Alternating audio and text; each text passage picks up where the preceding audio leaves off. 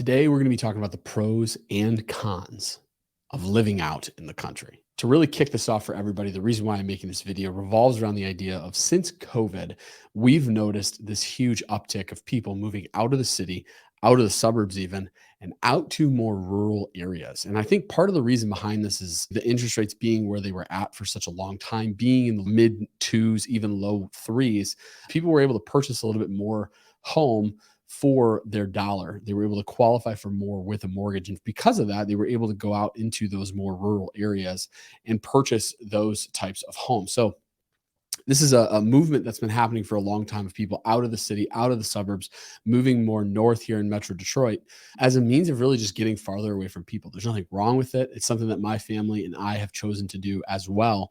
But there are some definite pros to making that move. But one of the things that people often forget about are the cons that exist, the negatives that exist around making a move from the city, the conveniences of a city or the conveniences of the suburbs and out to the country that make things a little bit more difficult.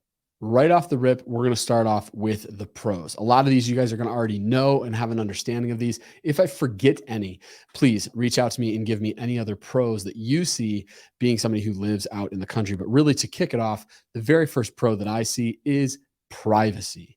There is a ton of privacy where I personally live. I'm not on a wooded lot. I don't have a ton of trees around me. I'm backed up to cornfields. I'm surrounded by nothing. I have maybe 5 or 6 neighbors that can physically see my home if they're standing on their front step or walking out onto their driveway.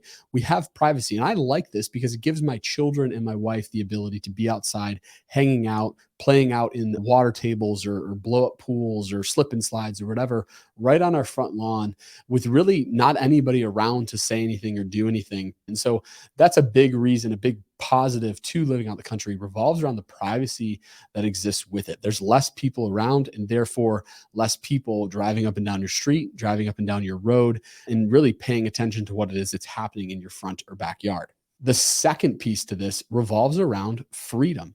Because of the privacy that exists and because of the amount of people that move out to the country for that exact reason, the freedom that exists with it really grows a ton. And when I say freedom, I mean the ability to walk out in your backyard, practice shooting your bow and arrow. I sold a home recently where it said in the bylaws of the HOA, you are not allowed to practice shooting a bow and arrow in your backyard. It is against HOA bylaws. I don't have that where I live. I can go out and I can practice even as far as 100-yard shots of my bow and arrow, which is crazy for any bow hunters out there listening, but I have the ability to do it. And knowing that I just have that freedom is a huge positive to me. Some of the other freedoms that exist with this are things like having livestock on your property, having goats or chickens or several dogs that run around in your backyard and play with your kids. You have the freedom to do those kinds of things, which is it's a really awesome positive. It's a really fun thing that we're able to have that kind of stuff happening right in our literal backyard, strictly because it's the freedom that exists out there. So the second reason why living in the country is a positive or a pro revolves around the freedom that you have once you're actually on that property. The last pro that I've noticed is really your ability to make memories using some of the different types of toys that exist. When I say toys, I don't mean, kids' toys or video game systems or anything like that. What I'm referring to is four-wheelers, snowmobiles, quads, dirt bikes, being able to take those items, bring them outside and use them with your kids, being able to tow your kids around on a sled in the backyard in the middle of winter, just to have a little bit more fun right in your backyard just before you head in for dinner is a huge, huge pro. You just make a lot of memories doing that. And you're doing it right in your backyard, the comfort of your own home, where you can go inside right after and cook up dinner and sit down and watch a movie just before Christmas, for example, with your family.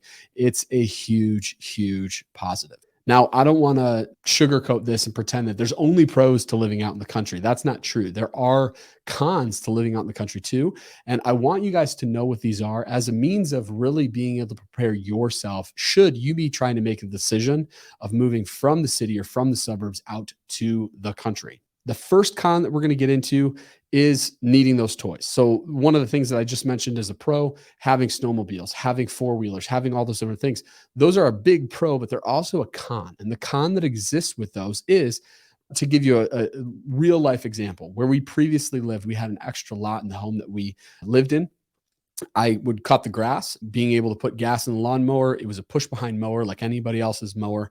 And I would do that. I would be done maybe in about an hour, 45 minutes, and I was finished. Now, that's not necessarily a bad thing. It made it easy, but the con to moving out to these larger areas is you end up with more yard.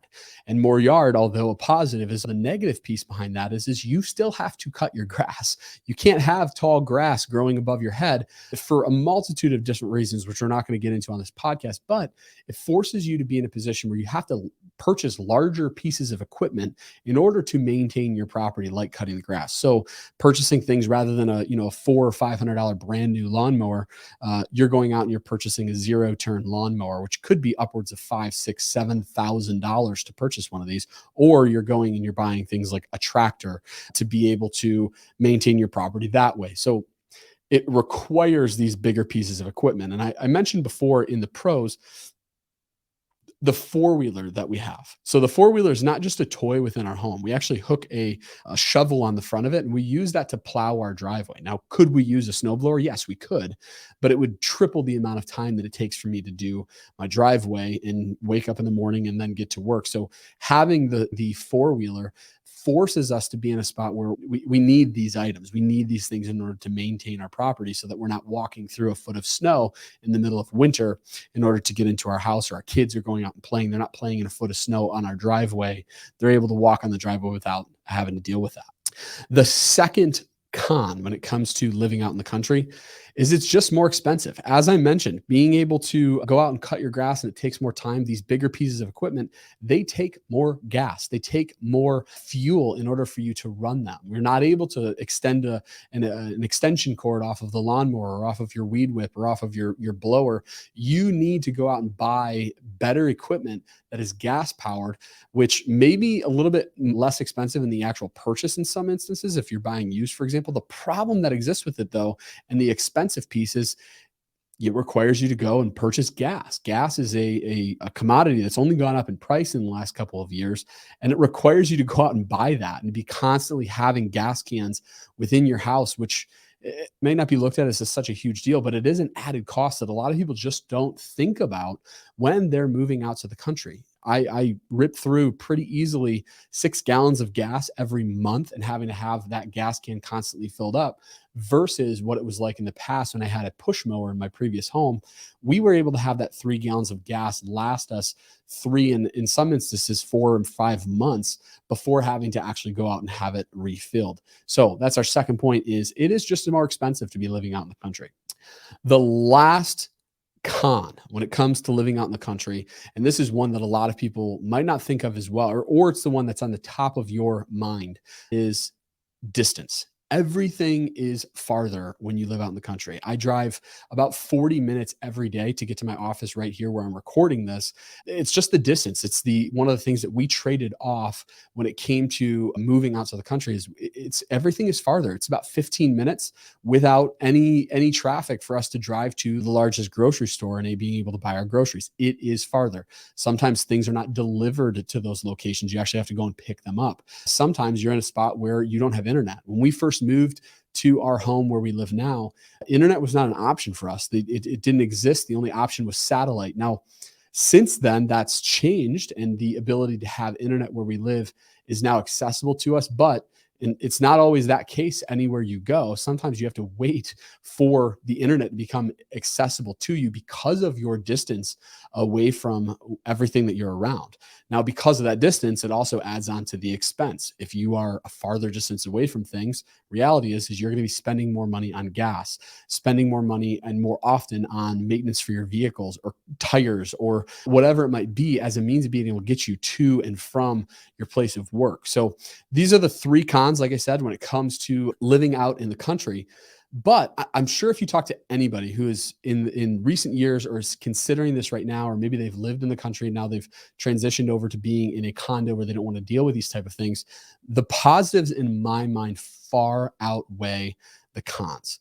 The memories that my children are going to have, the time that they're going to have spending out in the country, the freedom that they're going to have to be able to do the things that they want growing up and exploring a larger piece of property all the while being right in my backyard is just a huge positive to me. So in my mind and for our family, it was worth taking on these cons, knowing the positives that we were going to get out of it. Now that's not everybody. However, I can't sit here and tell you guys that there are no cons to moving out to the country. These are things that you need to weigh when it comes to making the move from the suburban lifestyle or the city lifestyle out to the country. You need to weigh the pros and weigh the cons and decide if this is the best move for you and your family. That being said, if there are any questions that you have revolving around this topic specifically, or if I missed anything, if I missed any of the pros or if I missed any of the cons when it comes to living out in the country, definitely reach out to me. I don't want to miss anything. I want to make sure people stay informed on this topic. So reach out to me and let me know, or post it in the comments, and I'd be happy to answer any questions that you guys have. But besides that, you guys have a very blessed day. See ya.